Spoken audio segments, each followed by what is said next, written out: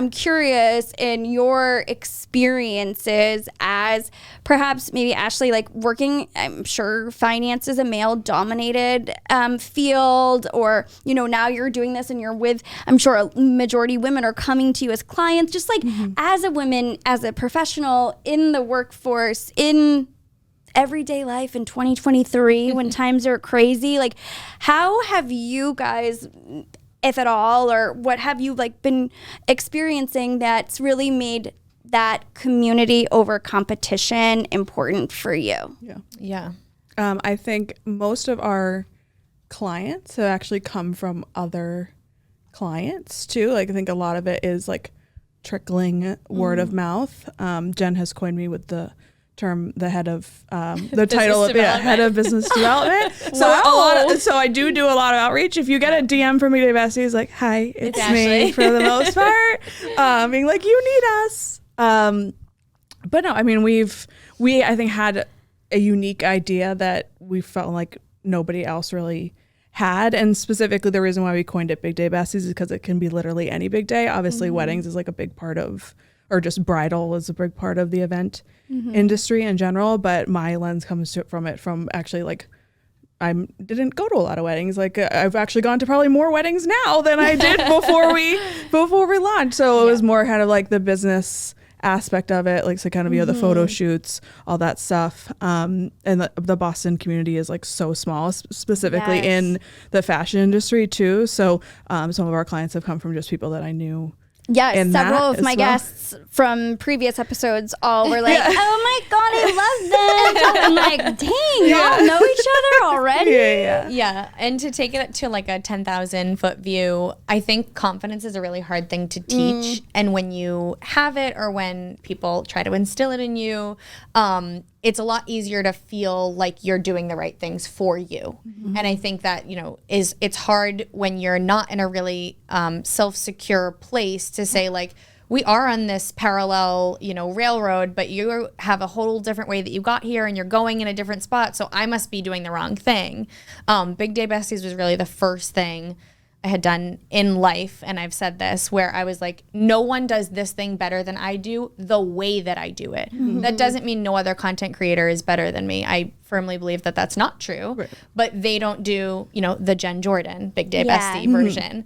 And so just like having confidence or building confidence, really like loving what you do. I love that I post on my personal Instagram at 2 a.m. and sometimes it gets 17,000 views and sometimes it flops. It's just because it's her. Yeah. And I think she has she does a good job at putting me in check too, of being like, who cares? Like, just post it, where I'm like looking at every single like minutia of like, did it get on the exact like beat drop of everything? So we have a good like yin and yang when it comes to that. But yeah, building that confidence in yourself, like, what am I doing? Do I like what I'm doing? And do I believe in it? Because that only builds confidence. And then you're like, yeah, we might both have the same pair of jeans on, but it looks so different on my figure, and you're also killing it, you know, and that, and take like that to like your ass job. May look great, but my calves are looking, you know? And then that, you know, spills over into everything else. It's like, oh, we literally work together, and you're crushing it with these 5 clients, and I'm doing well with these, and I can learn so much from you, and I hope that you feel the same way about me. And then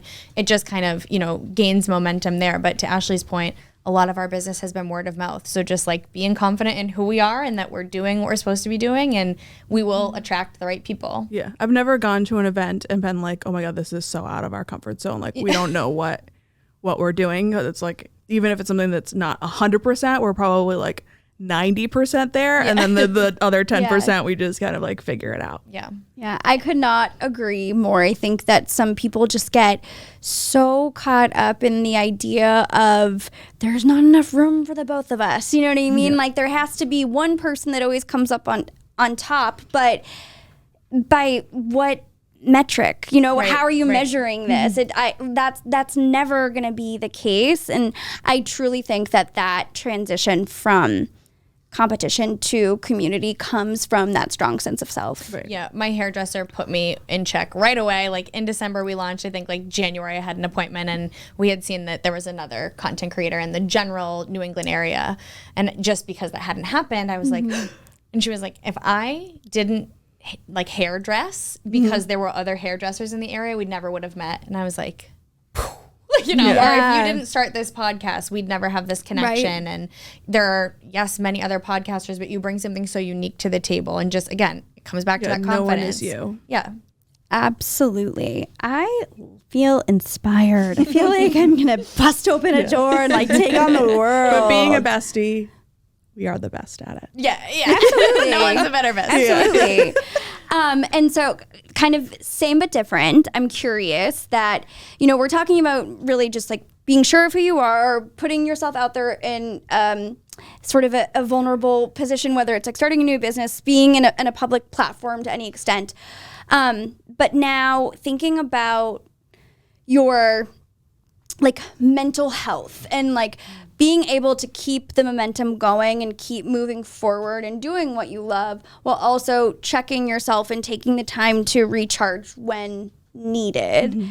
How do you guys work through that? Because the ethos of Big Day Besties is like fun, positivity, like, you know, sunshine, fireworks, butterflies, rainbows. Like, it's the most exciting thing ever. Yeah. It's amazing, right? But I imagine you got to put that face on sometimes, because there are days where it's hard to roll out of bed. And there are days where you have other things going on that do take precedent. A, how do you help each other or individually work through that? But then also, B, how do you, I lost my train of thought, but I'll think of the second question by the time you answer that. Okay. Well, I was going to say, I think we wouldn't want to do this business alone. Like the fact that we both, first of all, we do events alone. Let's put that out just there. Just wrote a blog on that. Yes, because we just necessary evil. We have to. Sometimes Jen's available and I'm not, or vice versa.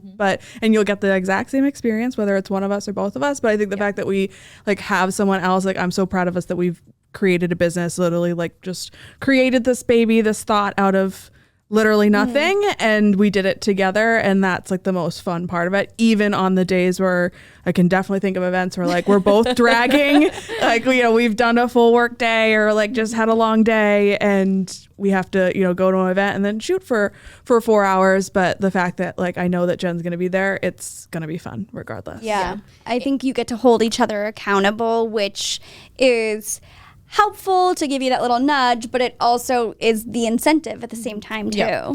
It's nice too, because like I think I mentioned this earlier, we'll send each other our to-do lists, and some days I just send the same to-do list the next day and it's day 3 and I'm sending the same to-do list. So it's like she never asks for it. She's never like, but she might follow up out of, you know, friendship, but we also did that before. Yes, we did before. So we did like our non, you know, business to just our life to-do list. So I'd be like, I need to, you know, go to the dry cleaners, go to the gym, like whatever it is, that list we would always send to each other. And it was just like our text thread is a placeholder for our to-do list. Like I'm not going to open up a note. I'm just going to text Jen. Yeah, obviously. Just consistent word vomit, just regurgitating vowels, who knows. Yeah. But it's like, did you go to the mechanic on Wednesday? Yeah. Did you reschedule that doctor's appointment? But it is nice that it goes back to like how we started the business, always present like each other with grace. Like if we are supposed to post on Thursday and it's Sunday, I'm like,